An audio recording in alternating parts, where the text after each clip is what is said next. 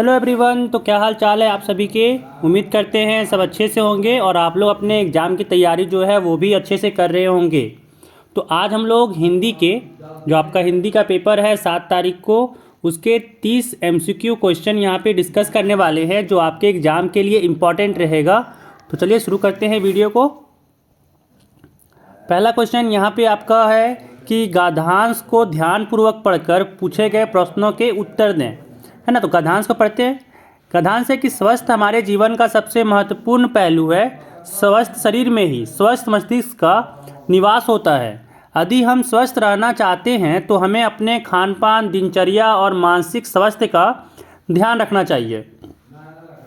संतुलित आहार, नियमित व्यायाम और पर्याप्त नींद अच्छे स्वास्थ्य के मुख्य स्तंभ हैं।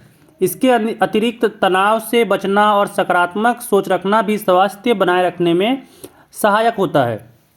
स्वास्थ्य का सीधा संबंध हमारे दैनिक कार्यों और उत्पादकता से होता है। जो व्यक्ति स्वस्थ होता है वह न केवल शारीरिक रूप से बल्कि मानसिक रूप से भी अधिक सक्षम होता है। आज की भागदौड़ भरी जिंदगी में कई लोग अपने स्वास्थ्य को नज़रअंदाज कर देते हैं, जिससे दीर्घकालिक बीमारियों का खतरा बढ़ जाता है।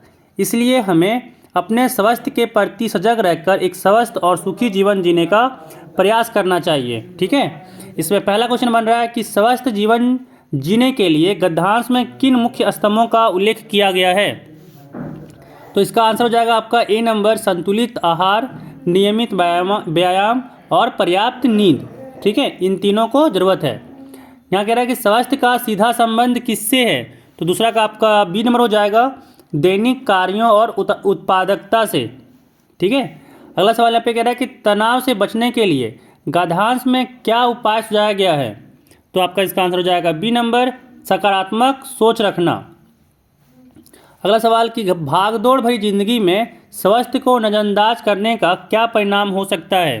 तो 4 का आपका बी नंबर आंसर हो जाएगा, दीर्घकालिक बीमारियों का खतरा। ठीक है, अगला यहाँ पे है कि निम्नलिखित पदांश को ध्यानपूर्वक पढ़कर पूछे गए प्रश्नों के उत्तर दें। यहाँ पे है नारी है शक्ति, नारी है ज्ञान, नारी के बिना अधूरी है सृष्टि महान। वह स्नेह का सागर, करुणा की धार, नारी है सृजन की अद्भुत पुकार। संघर्षों से आगे बढ़ती है नारी, हर बाधा को वह सरलता से हारी। समर्पण, साहस, धैर्य का प्रतीक, नारी के बिना जीवन है अधूरा अधीर। सम्मान दो नारी को, पहचान दो, उसके सपनों को भी उड़ान दो। नारी है प्रकाश, नारी है जीवन, उससे ही है यह जगत स्पंदन, है ना। तो इस पे पहला क्वेश्चन यहाँ पे क्या बना कि पदांश के अनुसार नारी के बिना क्या अधूरी है। तो इसका आंसर हो जाएगा आपका बी नंबर, सृष्टि। ठीक है, चलिए अगला सवाल देखिए। कह रहा है यहाँ पे कि नारी को किसका प्रतीक बताया गया है। तो इसका आंसर हो जाएगा आपका बी नंबर, समर्पण, साहस और धैर्य। ठीक है, अगला सवाल यहाँ पे है कि पदांश में नारी को किन गुणों से संबोधित किया गया है। तो आपका बी हो जाएगा, स्नेह, करुणा, सृजन। अगला सवाल कि नारी के स्वप्नों के लिए क्या आग्रह किया गया है ना। तो इसका आंसर हो जाएगा आपका बी नंबर, उन्हें उड़ान देने का। ठीक है, वो भी अपने स्वप्न को देख सके, उन्हें अपने मन का कर सके, इसीलिए। आपका खंड ख है यहाँ पे व्याकरण। क्या निम्नलिखित प्रश्नों को सही विकल्प का चयन कीजिए। क्या सकर्मक क्रिया का उदाहरण चुने, है ना, सकर्मक क्रिया का उदाहरण चुने। तो यहाँ पे 9वां का आंसर हो जाएगा बी नंबर, मैं खाना खा रहा हूँ, ये सकर्मक क्रिया है। अगला यहाँ पे है सकर्मक क्रिया और अकर्मक क्रिया में मुख्य अंतर क्या है। ठीक है, तो आपका इसका आंसर हो जाएगा सी नंबर, कर्म की आवश्यकता में। ठीक है, कर्म की आवश्यकता में यहाँ पे अंतर होता है। अगला है कि सकर्मक क्रिया में हमेशा क्या होता है। तो इसका आंसर आपका हो जाएगा बी नंबर, एक कर्म, है ना। सकर्मक क्रिया में एक कर्म होता है, उसमें नहीं होता है। चलिए देखिए, अगला मैं कह रहा हूँ कि निम्नलिखित में से किस वाक्य में क्रियापद का उपयोग हुआ है। तो आपका इसका आंसर हो जाएगा ए नंबर, बच्चा दौड़ रहा है ना। बच्चा दौड़ना, यहाँ पे देखिए क्रिया क्या है, दौड़ना है। ठीक है, चलिए अगला देखिए, कह रहा पत्र शब्द का एक अर्थ नहीं है। ठीक है, तो इसका आंसर हो जाएगा आपका डी नंबर, पुस्तक। अगला कह रहा मुख शब्द का एक अर्थ क्या हो सकता है ना।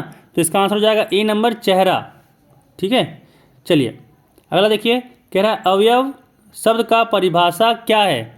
तो 15 का आपका आंसर हो जाएगा सी नंबर, जो अपनी स्थिति या रूप में कभी नहीं बदलता। ठीक है, उसको कहते हैं अवयव शब्द। अगला सवाल यहाँ पे कह रहा है कि वह जल्दी आया, वाक्य में जल्दी शब्द किस प्रकार का अवयव है। ठीक है, इसका आंसर हो जाएगा आपका बी नंबर, क्रिया विशेषण अवयव। ठीक है, चलिए अगला सवाल देखिए, कह रहा है यहाँ पे कि राजमहल शब्द किस प्रकार का समास है।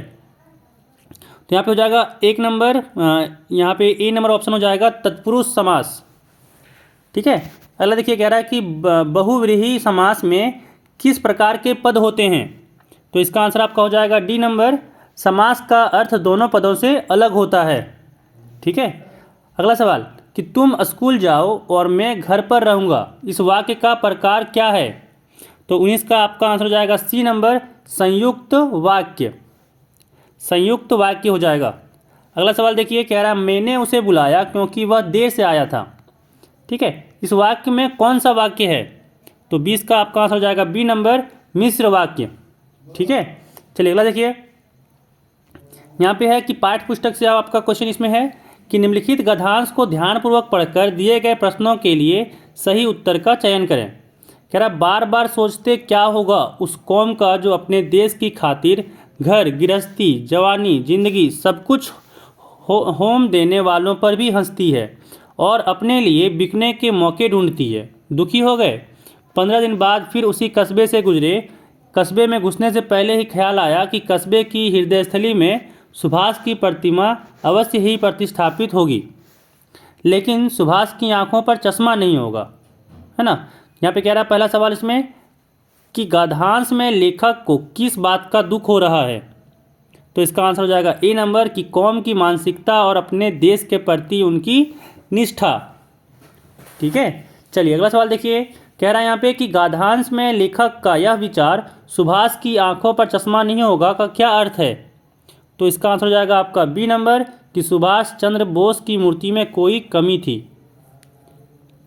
ठीक है, चलिए अगला सवाल देखिए, यहाँ पे कह रहा है कि बेटे के क्रियाक्रम में तुल नहीं किया, पतोहू से ही आग दिलाई उसकी, किंतु ज्यों ही श्राद्ध की अवधि पूरी हो गई पतोहू के भाई को बुलाकर उसके साथ कर दिया, यह आदेश देते हुए कि इसकी दूसरी शादी कर देना।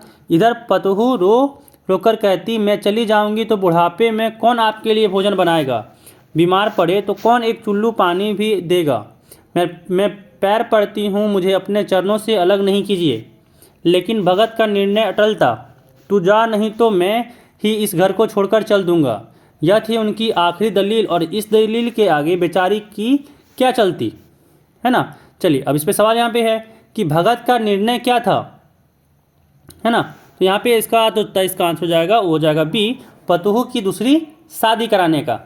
ठीक है, चलिए अगला सवाल देखिए, कह रहा है पतोहू ने क्या कहा था जब भगत ने उसे घर छोड़ने के लिए कहा, है ना, कि मैं घर से नहीं जाऊंगी या फिर मैं दूसरी शादी करूंगी, मैं आपके लिए बुढ़ापे में भोजन बनाऊंगी या फिर मैं घर छोड़ने को तैयार हूं। तो इसका आंसर आपका हो जाएगा सी नंबर कि मैं आपके लिए बुढ़ापे में भोजन बनाऊंगी, है ना। अभी ना यहाँ पे देखिए पढ़े हम लोग कि जब मैं चली जाऊंगी, देखिए मैं पैर पड़ती हूँ, मुझे अपना यहाँ पे कहाँ पे हाँ देखिए मैं इधर देखिए यहाँ पे है ना कि इधर पतोहू रो रोक कर कहती मैं चली जाऊंगी तो बुढ़ापे में कौन आपके लिए भोजन बनाएगा, है ना। चलिए अगला सवाल देखिए, अगला कह रहा है कि निम्नलिखित पदांश को ध्यानपूर्वक पढ़कर दिए गए प्रश्नों के लिए सही उत्तर का चयन करें, है ना। तो पढ़ते हैं, कह रहा है भुजबल भूमि भूप बिनु किन्हीं, विपुल बार महिदेवन दिनहि, सहस बाहुभुज छेद निहारा, परशु बिलोकु महिप कुमारा, मातु पितहि जनी सोच बस करसी, महिष किशोर गर्भन के अर्भक दलन परशु मोर अति घोर, है ना। यहाँ पे कह रहा है कि गर्भंग के अर्भक दलन में अर्भक का क्या अर्थ है। तो 25 का आपका आंसर हो जाएगा सी, बच्चा। महिप कुमार किसे कहा गया है ना। तो इसका आंसर हो जाएगा सी, लक्ष्मण। अगला सवाल यहाँ पे है कि विपुल बार महिदेवन दिनी में महिदेव किसका संदर्भ है। तो आपका यहाँ पे आंसर हो जाएगा ए नंबर, महादेव शिव का। चलिए अगला सवाल देखिए, कह रहा है परशु बिलोकु महिप कुमारा में परशु किसके लिए प्रयुक्त हुआ है। तो आपका आंसर हो जाएगा ए नंबर, एक युद्ध अस्त्र का। ठीक है, चलिए अगला सवाल देखिए, कह रहा है गंतोक का क्या अर्थ है? तो आपका इसका आंसर हो जाएगा डी, पहाड़। अगला सवाल कह रहा है कि जितेन नार्गे की जीप में किसकी तस्वीर लगी हुई थी? तो इसका आंसर हो जाएगा बी, दलाई लामा। ठीक है, तो ये आपके 30 MCQ क्वेश्चन रहे जो आपके एग्जाम के लिए इम्पॉर्टेंट था, है ना, जिसको हम लोग अभी डिस्कस किए। चलिए इस वीडियो में बस इतना ही, खूब ख्याल रखिएगा, मिलते हैं अगले वीडियो में।